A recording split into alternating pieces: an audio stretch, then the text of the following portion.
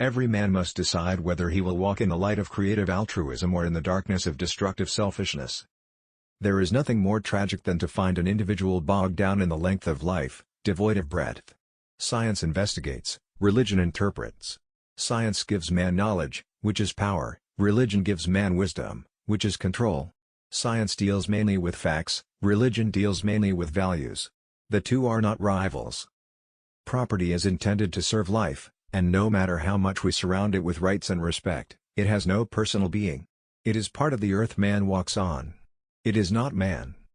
We must use time creatively, in the knowledge that the time is always ripe to do right. The function of education is to teach one to think intensively and to think critically. Intelligence plus character, that is the goal of true education. All labor that uplifts humanity has dignity and importance and should be undertaken with painstaking excellence. An individual has not started living until he can rise above the narrow confines of his individualistic concerns to the broader concerns of all humanity. Rarely do we find men who willingly engage in hard, solid thinking. There is an almost universal quest for easy answers and half-baked solutions. Nothing pains some people more than having to think.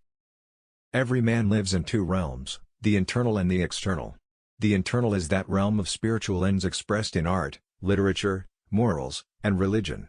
The external is that complex of devices, techniques, mechanisms, and instrumentalities by means of which we live. Shallow understanding from people of goodwill is more frustrating than absolute misunderstanding from people of ill will. There comes a time when people get tired of being pushed out of the glittering sunlight of life's July and left standing amid the piercing chill of an alpine November. The past is prophetic in that it asserts loudly that wars are poor chisels for carving out peaceful tomorrows. He who is devoid of the power to forgive is devoid of the power to love. I believe that unarmed truth and unconditional love will have the final word in reality. This is why right, temporarily defeated, is stronger than evil triumphant.